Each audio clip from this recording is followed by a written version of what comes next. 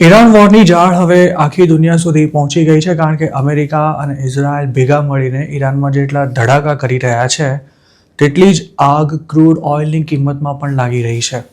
આ વોર શરૂ થયાના માત્ર 8 જ દિવસમાં ઇન્ટરનેશનલ માર્કેટમાં ક્રૂડની કિંમત $110 પ્રતિ બેરલને પાર પહોંચી ગઈ છે, જેના કારણે અમેરિકામાં જ ગેસોલિનની કિંમતમાં 17% જેટલો જંગી ઉછાળો આવ્યો છે. સોમવારે અમેરિકામાં ગેસોલિનની એવરેજ નેશનલ પ્રાઇસ $3.45 પ્રતિ ગેલન પર પહોંચી ગઈ હતી, જ્યારે 8 દિવસમાં યુએસમાં ડીઝલની કિંમતમાં 22% વધારો જોવા મળ્યો છે. ફેબ્રુઆરી 28ના રોજ યુદ્ધ શરૂ થયું ત્યારથી લઈને અત્યાર સુધીમાં ક્રૂડ 50% જેટલું મોંઘું થઈ ગયું છે અને એનર્જી સપ્લાય પણ ખોરંભે ચડતા એશિયન દેશોના શ્વાસ અદ્ધર થઈ ગયા છે, જેના કારણે સોમવારે સ્ટોક માર્કેટમાં પણ જબરજસ્ત કડાકો બોલાયો હતો. છેલ્લા 4 વર્ષમાં પહેલીવાર બ્રેન્ટ ક્રૂડની કિંમત $100 પ્રતિ બેરલથી પણ વધી ગઈ છે. બજારમાં હાલ જે ગભરાટનો માહોલ જોવા મળી રહ્યો છે તેના કારણે સોમવારે એક સમય તો ક્રૂડ $120 પર પણ પહોંચી ગયું હતું અને સાઉથ કોરિયા તેમજ જાપાનમાં સ્ટોક માર્કેટમાં 4 થી 5% ધોવાણ જોવા મળ્યું હતું. જોકે આ દેશોની સરકારોએ એનર્જી ક્રાઇસિસને મેનેજ કરવા માટે કેટલાક મહત્વના પગલાં લેવાની જાહેરાત કરતા ક્રૂડ ઘટીને $110 પર આવી ગયું હતું.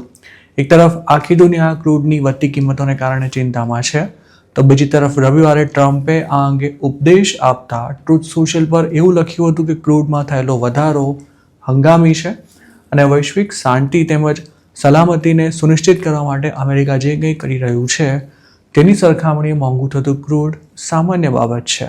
જોકે ક્રૂડની કિંમતમાં જે સ્પીડમાં વધારો થઈ રહ્યો છે તેને જોતાં એ સ્પષ્ટ બની ગયું છે કે હોર્મુઝની ખાડી જ્યાં સુધી શરૂ નહીં થાય ત્યાં સુધી ક્રૂડની કિંમત નીચે નથી આવવાની.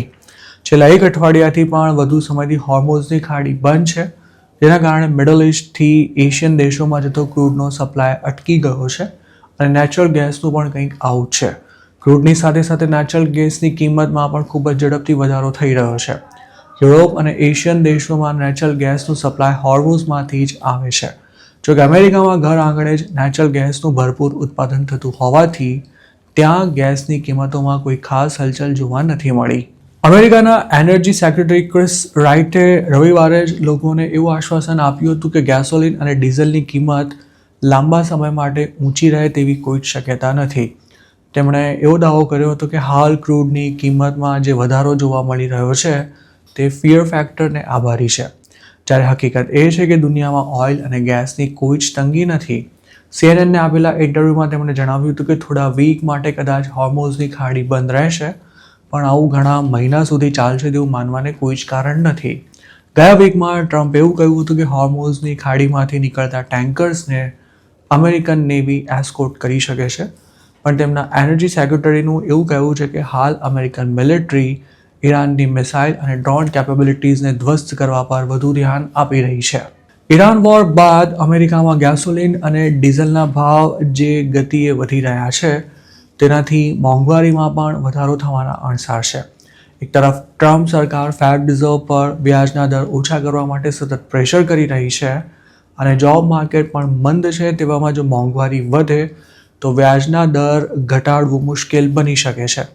આગામી 12 મહિનામાં યુએસમાં ઇન્ફ્લેશન 4.5% જેટલું વધશે તેવું અનુમાન છે, જ્યારે અગાઉનો અંદાજ 2.3%નો હતો. મોંઘવારી વધવાના અણસાર વચ્ચે બોન્ડ yieldમાં પણ વધારો જોવા મળી રહ્યો છે, જેના કારણે સરકારની સાથે સાથે કંપનીઝ અને કસ્ટમર્સ માટે પણ લોન લેવાનું મોંઘું થઈ શકે છે. ઈરાન વોર શરૂ થયું ત્યારથી અત્યાર સુધીમાં 2 વર્ષની ટ્રેઝરી yield 0.2% વધી 3.56% પર પહોંચી ગઈ છે. મતલબ કે ઈરાન વોરના લાંબા ગાળાની અસરો પણ ઘણી જ ગંભીર હશે, જે પહેલેથી જ ગળથોલા ખાઈ રહેલી ગ્લોબલ ઇકોનોમીને વધુ અસ્થિર બનાવશે.